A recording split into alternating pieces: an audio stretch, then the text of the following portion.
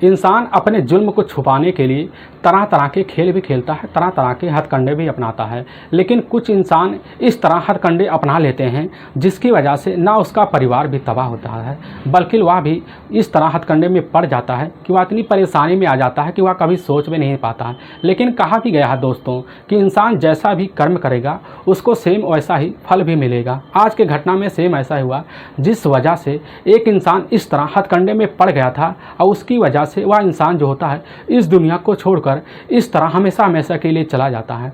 और जिसके बाद पुलिस जो होती है जब इस लड़के के बारे में छानबीन करती है तो जो सच्चाई सबके सामने निकल के आता है उससे सुनने के बाद लोगों का दिल दहल जाता है। आखिर यह कैसे हो गया, आखिर क्या हुआ इस घटना में, इस घटना की आप पूरी सच्चाई जानने के लिए इस वीडियो को आप लास्ट तक जरूर देखिएगा।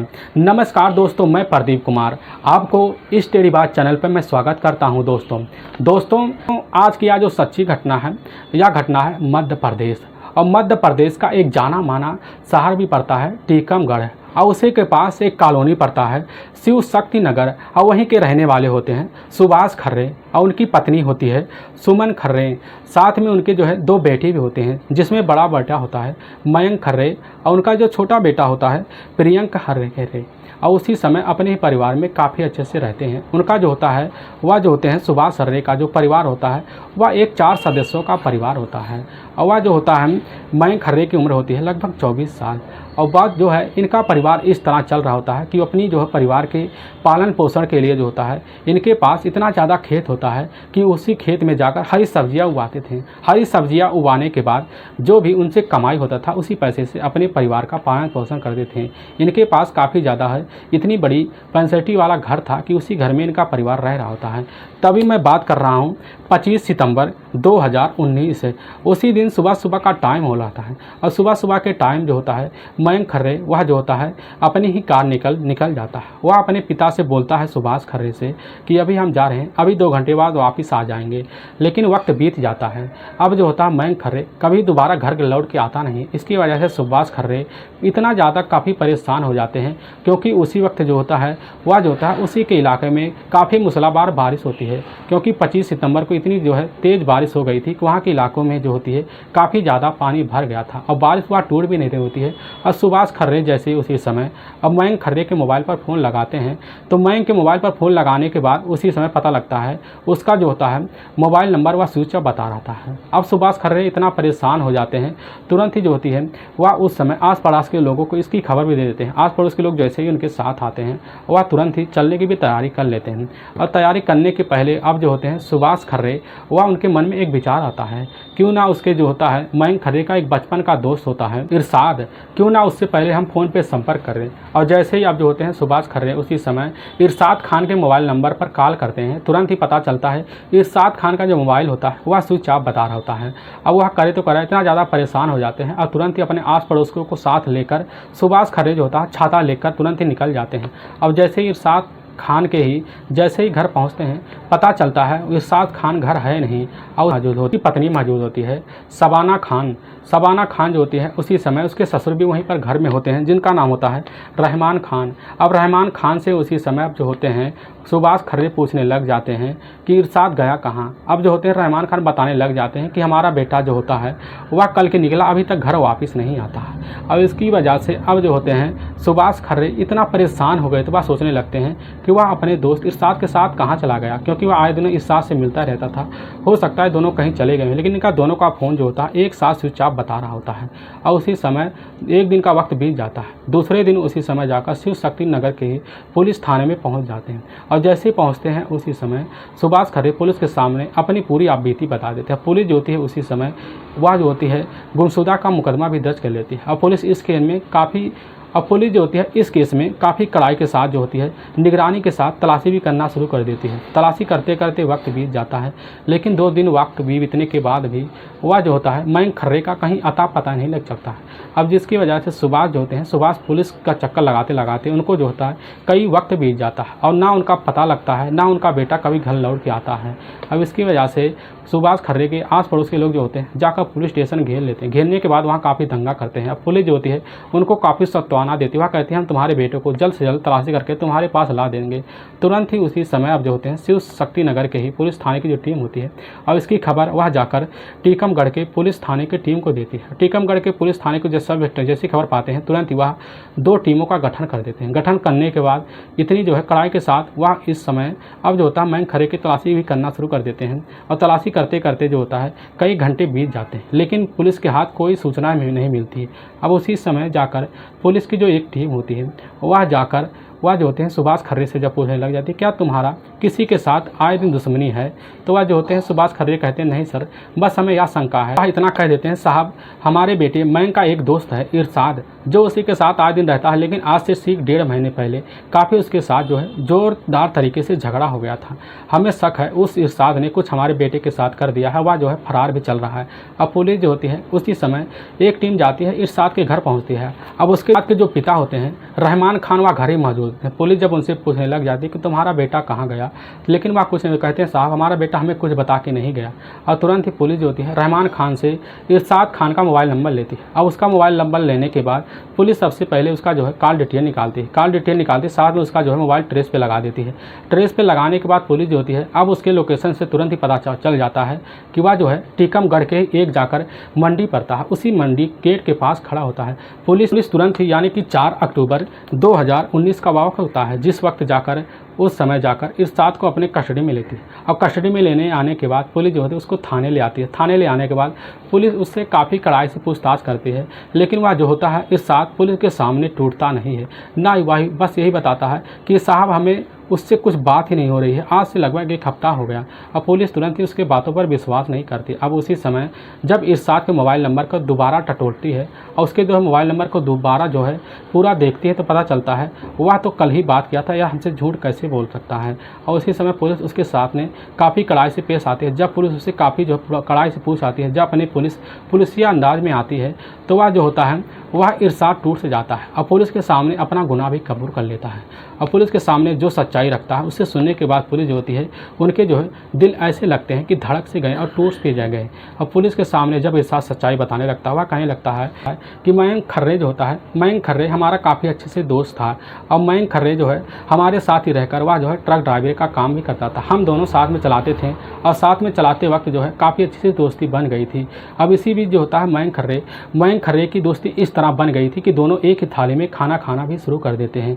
ना या दोनों जाति देखते ना बिरादरी देखते हैं, बस इन दोनों का ऐसा लगता था कि ये दोनों जो होते हैं भाई हैं। इनका रिश्ता इस तरह आगे बढ़ता रहता था कि वह जो होता है इरशाद जो होता है कभी कभी मयंक खर्रे को अपने घर भी ले आता है और घर ले आने के बाद वह जो है अपने घर खाना भी खिला लगता है। लेकिन जो होता है जब इरशाद खान वह ट्रक चलाने के लिए अकेले चले जाता था तो उसके घर आकर वह जो होता है मयंक खर्रे आकर बैठा रहता है। और उसके बीच जो होती है इरशाद खान की पत्नी होती है शबाना खान से वह मुलाकात भी होता है। शबाना खान देखने में काफ़ी खूबसूरत थी और देखने में इतनी खूबसूरत थी कि अगर उसके तरफ कोई भी देख लेता तो उसकी तरफ इतनी आकर्षित हो जाता कि उसकी निगाहों से भी हटा नहीं पाता। और इसी बीच अब जो होता है मयंक खैर ने उसी समय जैसे ही इरशाद की पत्नी शबाना को देखता तो उसकी तरफ आकर्षित हो जाता और देखने के बाद जो होता है अपने मन के ख्यालों में इरशाद की पत्नी को बसा चुका था। धीरे धीरे वक्त बीतने लगता है। अब जो होता है मयंक वह जाकर शबाना से वह एक दिन अपने दिल की बात भी कहना चाहता है। शबाना जो होती है वह अपने पति की वजह से काफ़ी टूट सी जा गई थी, क्योंकि उसकी शबाना की जो शारीरिक ज़रूरत होती है वह उसकी शारीरिक ज़रूरत पूरा नहीं हो पाता, क्योंकि वह जो होता है इरशाद आए दिन ट्रक पे इतना व्यस्त रहता और इतनी जो है काफ़ी ज़्यादा मेहनत करता, अपनी पत्नी को समय नहीं दे पाता। और वह जो होती है शबाना अपनी शारीरिक सुख को पूरा करने के लिए वह जो होता है अब उस समय जाकर मयंक से भी दोस्ती बना लेती है। अब मयंक से दोस्ती बनाने के बाद इनका जो है प्रेम प्रसंग भी चालू हो जाता है। प्रेम प्रसंग इतना बढ़ जाता है कि इनका जो होता है जब वह इरशाद घर पर नहीं रहता, क्योंकि ज़्यादा से ज़्यादा ट्रक जो चलाता है वह चलाता है इरशाद, और इरशाद चलाने के लिए चला जाता है क्योंकि इरशाद अपने दोस्त है उस समय मयंक पे काफ़ी ज़्यादा भरोसा था। और मयंक जो है अपने ही दोस्त के पीछे उसके ही पत्नी के साथ आए दिन इतना प्रेम प्रसंग चला दिया था कि उसके ही घर में उसके साथ एक दिन मौका पाकर संबंध भी बना दिया। और यह संबंध का सिलसिला जो होता है यह आए दिन चलना भी शुरू हो जाता है। और यह इस संबंध के बारे में किसी को भी नहीं पता चलता है, लेकिन यह कब तक टिका रहता, एक ना एक दिन सच्चाई बाहर आ भी आता है। लेकिन धीरे धीरे वक्त बीतने लगता है। अब इसी बीच उसके पड़ोस के रहने वालों के पास जैसी यह खबर पहुँचती है, तुरंत उसके पड़ोस के थ्रू ही उसी समय इरशाद का एक चचेरा भाई होता है इकबाल के खानों में जैसे यह खबर पहुंचती है, तुरंत ही इकबाल खान उसी समय अपने ही भाई को यह जाकर यह खबर देता है। जैसे इरशाद के पास यह खबर पहुंचती है, तुरंत ही अपनी पत्नी को आकर यह समझाने लग जाता है और उसकी पत्नी जो होती है वह कह देती है कि आपको जिसने भी यह कहा है यह काफ़ी झूठ बोल रहा है, क्योंकि हमारा जो है घर लोग देख कर यह जलते हैं कि हमारे पति काफ़ी ज़्यादा पैसे कमा रहे हैं, इसकी वजह से हमारे दोनों के बीच झगड़े तकरार भी कराना चाहते हैं। अब जो होता है वह इरशाद इस बात को समझ गया था कि जो यह हमारा भाई जो बोल रहा है या काफ़ी इसके अंदर सच्चाई है, इसकी वजह से अपनी पत्नी को उसी समय समझा बुझा के छोड़ देता है। लेकिन वह ज़्यादा से ज़्यादा निगरानी जो होता है मैं के ऊपर भी रखना शुरू कर देता है। अब इसी निगरानी की वजह जो होता है या दोनों इस चीज़ को नहीं भनक पाते, लेकिन इनके अंदर यह भनक तो लगी गई थी कि हमारे ऊपर जो है इरशाद का नज़र काफ़ी दिनों से पड़ा हुआ था। लेकिन एक दिन ऐसा वक्त आ जाता है जिस वक्त जो होती है मैक और उसकी पत्नी जो होती है शबाना एक ही कमरे में मिलकर संबंध बना रहे होते हैं।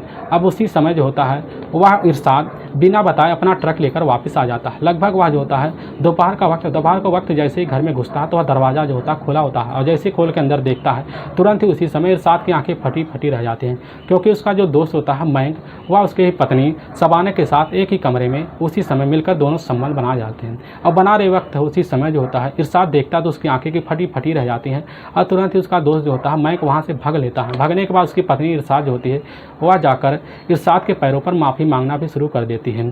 अब शबाना जो होती है इतनी भी रोने और चिल्लाना शुरू कर देती है जिसकी वजह से वह उसका दिल पिघल जाता है। इसी वजह से वह अपनी पत्नी को माफ़ कर देता है।